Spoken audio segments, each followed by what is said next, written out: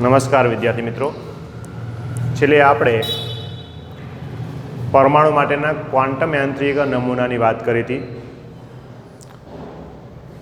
આજે એને આપણે આગળ વધારીએ એ પહેલાં કેટલીક બેઝિક વસ્તુ છે, જેવી કે કક્ષા કોને કહેવાય, કક્ષક અને નોડ. ત્યાર પછી આપણે ક્વોન્ટમ આંક ઉપર જઈએ. કક્ષા કોને કહેશું? કેન્દ્રની આસપાસનો વર્તુળાકાર માર્ગ કે જ્યાં ઇલેક્ટ્રોન ભ્રમણ કરતો હોય. કેન્દ્રની આસપાસનો વર્તુળાકાર પથ છે કે જ્યાં ઇલેક્ટ્રોન ભ્રમણ કરતો હોય એને આપણે કક્ષા કહીએ છીએ, અથવા એને કોષ પણ કહેશું. રાઉન્ડ શેપ હશે એટલે કોષ પણ કહેશું, બરાબર છે. કેન્દ્રની આસપાસ ઇલેક્ટ્રોન ભ્રમણ આ રીતે પણ હોઈ શકે, આ રીતે પણ હોઈ શકે, અથવા આ રીતે પણ હોઈ શકે, બરાબર છે. એટલે એક ગોળાકાર કક્ષા થશે. ભ્રમણ આમાંય થતું હોય, આમ પણ થતું હોય, આમ પણ થતું હોય, બરાબર છે. તો એ થશે કક્ષા થશે. કક્ષક કોને કહેશું? કેન્દ્રની આસપાસનો વિસ્તાર જ્યાં ઇલેક્ટ્રોન મળવાની સંભાવના મહત્તમ હોય. ઇલેક્ટ્રોન મળવાની સંભાવના મહત્તમ હોય તો એ વિસ્તારને આપણે કક્ષક કહીશું. અને નોડ છે કેન્દ્રની આસપાસનો વિસ્તાર જ્યાં ઇલેક્ટ્રોન મળવાની સંભાવના શૂન્ય હોય, બિલકુલ ન હોય, તો એવો વિસ્તાર કે જ્યાં ઇલેક્ટ્રોન મળવાની સંભાવના નથી, તો એ વિસ્તારને આપણે નોડ કહીએ છીએ. પરમાણુની અંદર ઘણી બધી કક્ષકો હોય છે. આ બધી કક્ષકો છે એ એમનું કદથી, એમનો આકાર, એમની ઉર્જા, એમના દિક વિન્યાસ એટલે કે અવકાશમાં કઈ રીતે ગોઠવાયેલી છે એના આધારે અલગ પડતી હોય છે. તો આ કક્ષકને તમારે દર્શાવવા માટે જુદા જુદા ક્વોન્ટમ આંકની જરૂર પડે, અને આ ક્વોન્ટમ આંક છે એ કક્ષકને દર્શાવે છે અને ઇલેક્ટ્રોનનું એક્ઝેક્ટ પોઝિશન, તમને ઇલેક્ટ્રોનનું એડ્રેસ આપે છે. તો મુખ્ય 3 ક્વોન્ટમ આંક છે, આપણે તેની વાત કરીશું. અને ત્યાર પછી ચોથો ક્વોન્ટમ આંક છે એ પાછળથી ઉમેરવામાં આવ્યો, તો એની પણ વાત કરીશું આપણે, બરાબર છે. તો આપણે 3 ક્વોન્ટમ આંક પહેલાં જોઈએ. પહેલું છે મુખ્ય ક્વોન્ટમ આંક.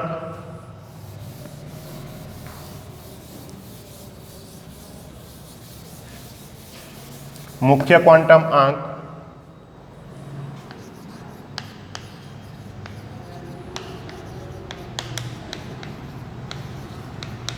જેને સ્મોલ n વડે દર્શાવે છે.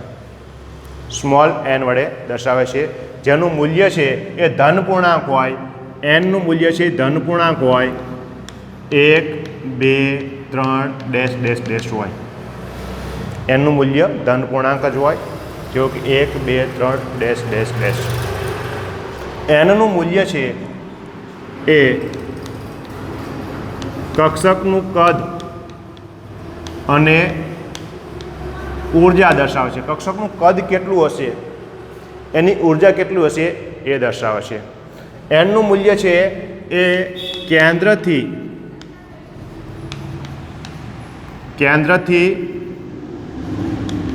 ઇલેક્ટ્રોનનું અથવા તો કક્ષકનું અંતર દર્શાવે છે. કેન્દ્રથી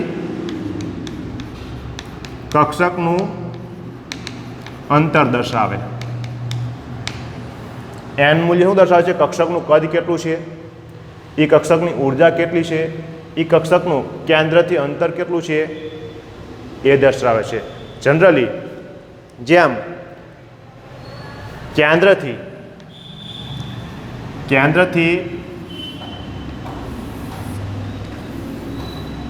અંતર વધતું જશે,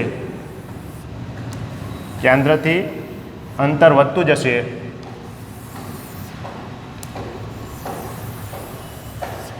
એમ ઇલેક્ટ્રોનની ઉર્જા પણ વધતી જતી હોય. તો અહીંયા n છે એ કક્ષકનું શું દર્શાવે છે? કદ દર્શાવે છે, કેટલી મોટી છે એ. n બરાબર 1, n બરાબર 2, n બરાબર 3. તો શું દર્શાવે છે? કક્ષકનું કદ દર્શાવે છે, અથવા તો કક્ષકનો ક્રમ પણ દર્શાવે છે. કક્ષકનું કદ. બીજું, એ કક્ષકનું તમને કદ મળી ગયા પછી જેમ કેન્દ્રથી દૂર જતા જશે એમ ઉર્જા પણ વધતી જશે, તો ઉર્જા પણ દર્શાવે છે. ત્રીજું, એ કેન્દ્રથી કેટલા અંતર આવેલું છે એ કેન્દ્રથી અંતર પણ દર્શાવે છે. nનું મૂલ્ય છે એ કોષનું સંકેત દર્શાવે છે, કોષનો પણ ક્રમ દર્શાવે છે. nનું મૂલ્ય શું દર્શાવે છે? કોષ દર્શાવે છે. nનું મૂલ્ય કોષ દર્શાવે છે. એટલે કે એનના મૂલ્યો પરથી કોષ એટલે કે આ વર્તુળાકાર નથી, તમે કેન્દ્ર ગણી લો તો કેન્દ્ર ફરતી એક આપણે દડાની ટાઈપ દર્શાવીએ તો એક કોષ થાય, એક કવર થઈ ગયું. ત્યાર પછી બીજું કવર એટલે બીજો કોષ, ત્યાર પછી ત્રીજું કવર. એટલે આ વર્તુળાકાર નથી પણ શું છે? ગોળાકાર. ગોળાકાર છે પહેલું પડ, તો એને પહેલો કોષ કહેશું. ત્યાર પછી બીજું કવર, ત્યાર પછી ત્રીજું કવર. તો એકની ઉપર બીજું કવર આવેલું હોય તો એને કોષ કહેશું. તો કોષનું શું છે?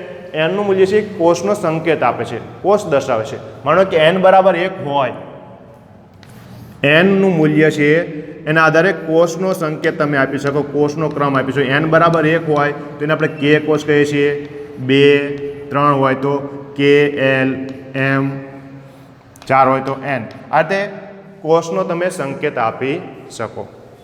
બરાબર છે? તો એન બરાબર 1 તો આ કયો કોષ થયો? પહેલો આ કે કોષ થયો, આ એલ કોષ થયો, આ એમ કોષ થયો. તો કોષનો સંકેત પણ આપી શકે છે. અને દરેક કોષની અંદર બીજા કેટલાક પેટા કોષ હોય છે. બરાબર છે? તો એનના મૂલ્ય જેટલા પેટા કોષ હોય, એટલે કે એનનું મૂલ્ય 1 હોય તો 1 પેટા કોષ હોય. એનના મૂલ્ય જેટલા પેટા કોષ હોય છે, એટલે 1 એનનું મૂલ્ય હોય તો 1 પેટા કોષ હોય. એન બરાબર 2 હશે તો અંદર 2 પેટા કોષ થશે. એન બરાબર 3 હોય તો એ કોષની અંદર આમાં 3 પેટા કોષ આવેલા હોય. અને એનના મૂલ્યને આધારે કક્ષકોની સંખ્યા છે એ n² જેટલી હોય. એટલે તમને એનનું મૂલ્ય મળી ગયું હોય એટલે કે પહેલા કોષમાં કેટલી કક્ષકો હોય તો 1 નો વર્ગ, એટલે કે આમાં એક જ કક્ષક હશે. બીજા કોષમાં કેટલી કક્ષકો હશે તો કે 2 નો વર્ગ, 4 કક્ષકો હશે. ત્રીજા કોષમાં કેટલી કક્ષકો હશે તો કે 3 નો વર્ગ, 9 કક્ષકો હશે. તો પહેલા કોષમાં એક પેટા કોષ અને એક કક્ષક હોય. બીજા કોષમાં n બરાબર 2 તો 2 પેટા કોષ અને 4 કક્ષકો. n બરાબર 3 તો 3 પેટા કોષ અને 9 કક્ષકો થશે. ખ્યાલ આવી ગયો? આટલી માહિતી મળ્યા પછી આપણે આગળ વધીએ, ગૌણ ક્વોન્ટમાંકની વાત કરીએ. એટલે કે ગૌણ ક્વોન્ટમાંક અથવા તો કોણીય વેગમાન ક્વોન્ટમાંક. કોણીય વેગમાન ક્વોન્ટમાંક, કોણીય વેગમાન ક્વોન્ટમાંક, જેને સ્મોલ એલ વડે દર્શાવે છે. અને બીજું નામ છે ગૌણ ક્વોન્ટમાંક પણ કહે છે. ગૌણ ક્વોન્ટમાંક પણ કહે છે. એઝીમ્યુથલ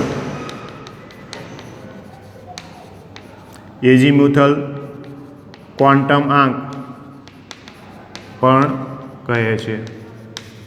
બરાબર છે? બીજા નામ છે કોણીય વેગમાન ક્વોન્ટમાંક અથવા ગૌણ ક્વોન્ટમાંક અથવા તો એઝીમ્યુથલ ક્વોન્ટમાંક પણ કહે છે. એને એલ વડે દર્શાવે છે. ગૌણ ક્વોન્ટમાંક શું દર્શાવે છે?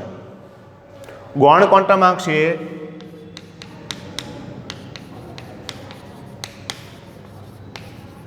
આ કક્ષકનો આકાર દર્શાવે છે.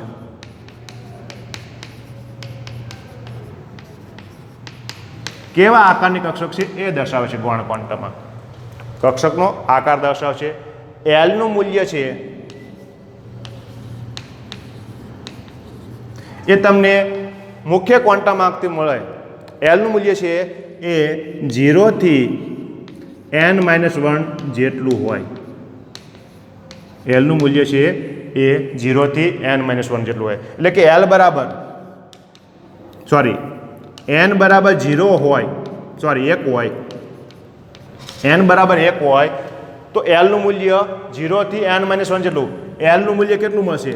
એટલે 0 થી શરૂ કરવાનું, 0, અને n કરતાં 1 ઓછું. તો n બરાબર 1 હોય તો એલનું એક જ મૂલ્ય મળે, 0. કારણ કે એનના મૂલ્યના આધારે એલનું મૂલ્ય નક્કી થાય છે. એલનું મૂલ્ય 0 થી n-1 જેટલું હોય. એટલે કે n બરાબર 1 હોય તો એલ બરાબર શું થશે? 0. પછી 1 આવશે નહીં. એ જ રીતે n બરાબર 2 હોય તો એલનું મૂલ્ય છે 0 થી શરૂ કરવાનું 1 અને 2 આવશે નહીં, કારણ કે 2 કરશો તો n જેટલું થઈ જશે. એલનું મૂલ્ય હંમેશા n કરતાં 1 ઓછું રાખવાનું, 0 થી n-1 જેટલું. એ રીતે n બરાબર 3 હોય તો એલના 3 મૂલ્ય મળે છે.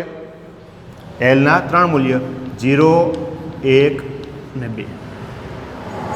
તો આપણે વાત કરી હતી n છે એ કોષ દર્શાવે છે, એલનું મૂલ્ય છે એ પેટાકોષ દર્શાવે છે. જેટલા કોષનો ક્રમ હશે એટલા પેટાકોષ હશે. માનો કે n બરાબર 1 છે તો 1 પેટાકોષ, n બરાબર 2 તો 0 અને 1 2 પેટાકોષ, n બરાબર 3 તો 0, 1 અને 2 3 પેટાકોષ, અને n બરાબર 4 હોય તો એલના 4 મૂલ્ય મળશે 4 કરતાં ઓછું હોય એવા 0, 1, 2 અને 3. ખ્યાલ આવી ગયો? તો એલનું મૂલ્ય છે એ કક્ષકનો આકાર દર્શાવે છે અને પેટાકોષની સંજ્ઞા દર્શાવે છે. તો એલનું મૂલ્ય પેટાકોષની સંજ્ઞા દર્શાવી શકાય. તો આના આધારે એલના મૂલ્ય આધારે પેટાકોષને સંકેત દર્શાવવામાં આવે છે.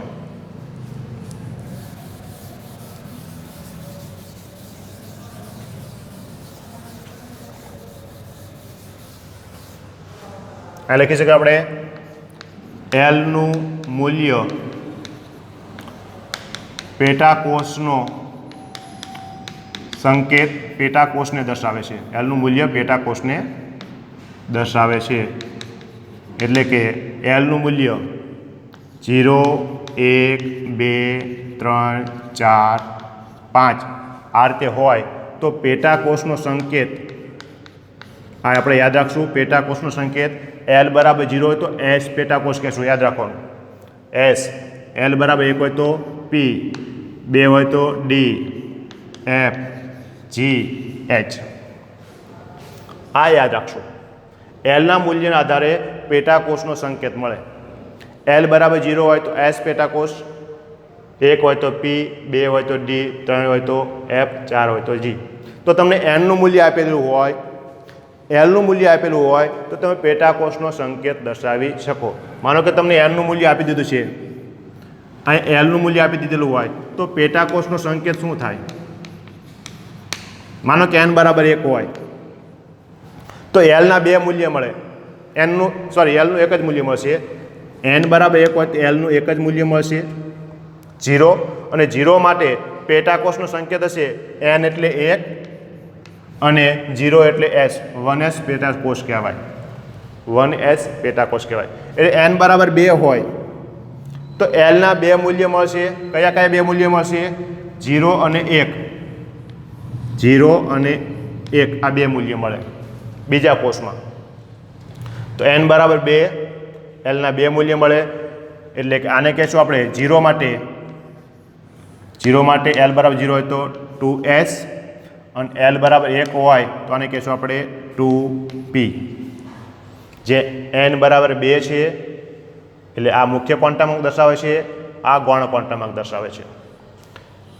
એ જ રીતે આપણે 3 લીધું હોય તો એલના 3 મૂલ્ય મળે 0, 1 અને 2. 0 એટલે કે s, 3s, 1 એટલે કે 3p અને 2 એટલે કે 3d. તો આ રીતે તમે પેટાકોષનો સંકેત આપી શકો. 3 છે એ મુખ્ય ક્વોન્ટમ અંક દર્શાવે છે, s છે એ ગૌણ ક્વોન્ટમ અંક દર્શાવે છે, અને 3s એ પેટાકોષ દર્શાવે છે. આ મુખ્ય ક્વોન્ટમ અંક થયો, આ ગૌણ ક્વોન્ટમ અંક થયો. 1 એટલે p પેટાકોષ થશે, 2 એટલે d પેટાકોષ થશે. n બરાબર 4 હોય તો 0, 1, 2, 3.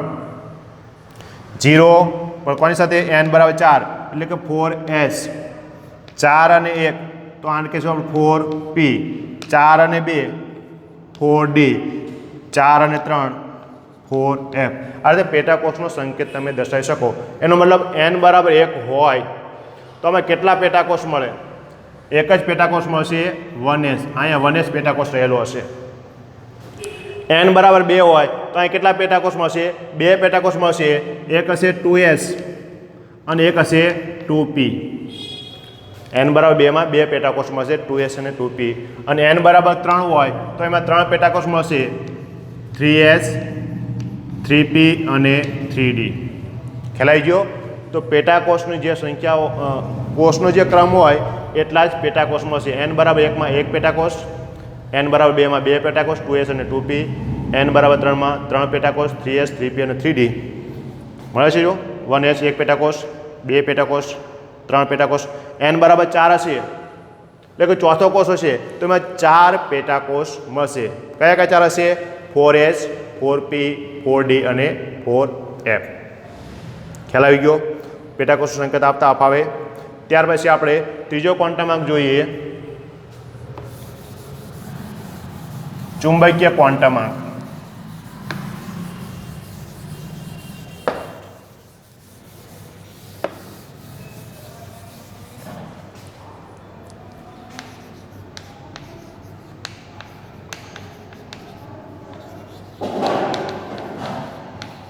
ચુંબકીય ક્વોન્ટમ આંક જેને ml વડે દર્શાવે છે ચુંબકીય ક્વોન્ટમ આંક છે એ કક્ષકોનું અવકાશમાં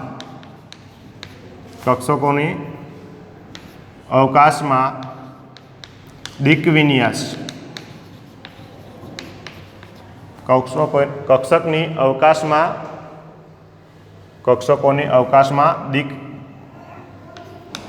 અવકાશમાં દિક વિન્યાસ દર્શાવે છે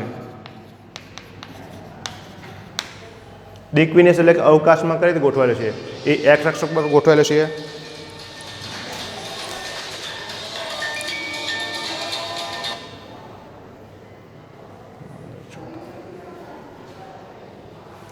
અવકાશમાં દિક વિન્યાસ દર્શાવે છે x અક્ષ પર ગોઠવાયેલો છે y અક્ષ પર ગોઠવાયેલો છે કે z અક્ષ પર ગોઠવાયેલો છે એ દર્શાવે છે ખ્યાલ આવી ગયો જોઈએ આપણે તો ml નું મૂલ્ય છે એ l ના મૂલ્ય ઉપરથી ml ના મૂલ્ય 2l પ્લસ 1 જેટલા મળે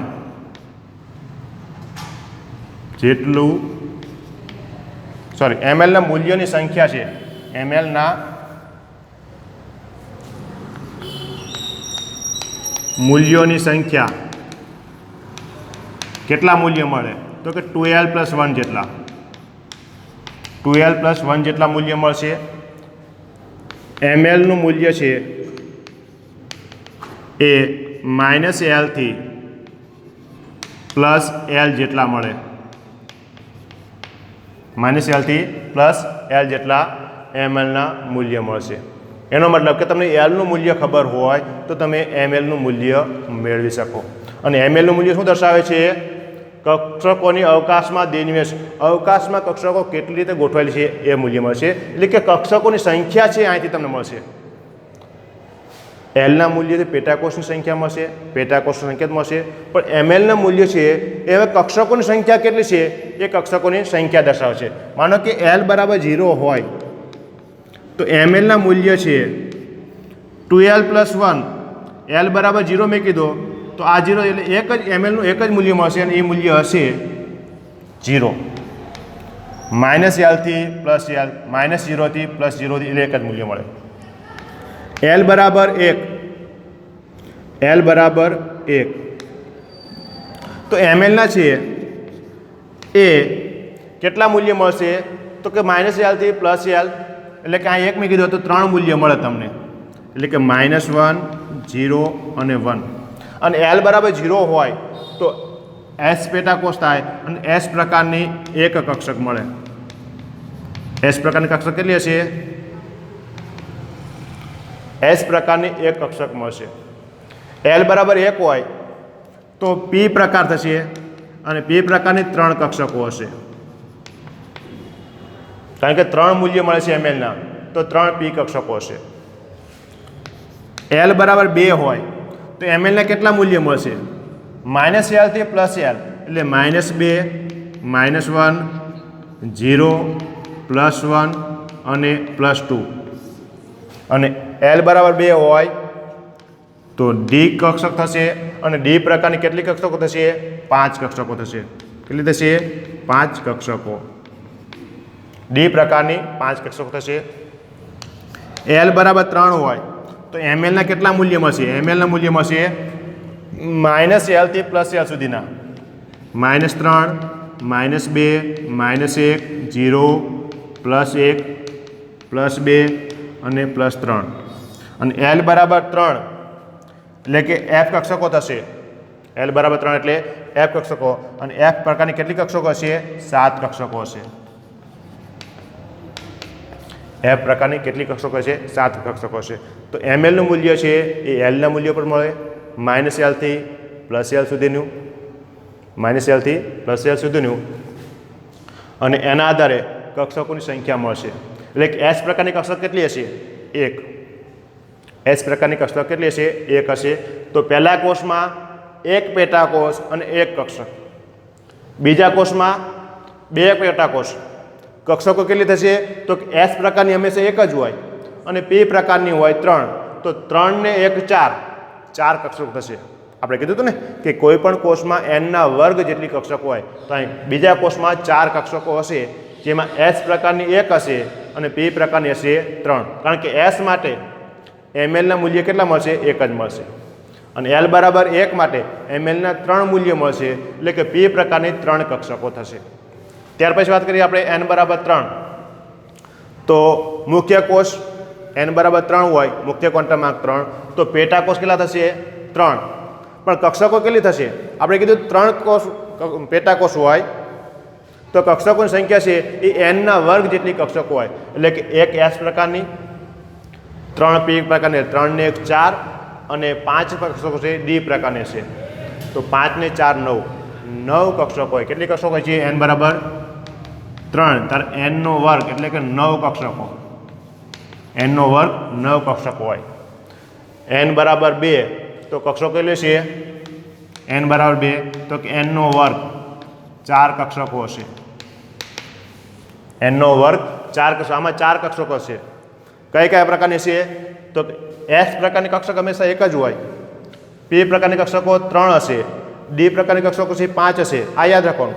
ડી પ્રકારની કક્ષકો 5 હોય, એફ પ્રકારની કક્ષકો હશે 7, પી પ્રકારની કક્ષકો હશે 3 અને એસ પ્રકારની ફક્ત 1 જ કક્ષક હશે. ખ્યાલ આવી ગયો? તો આ 3 મુખ્ય ક્વોન્ટમાર્ક થયા.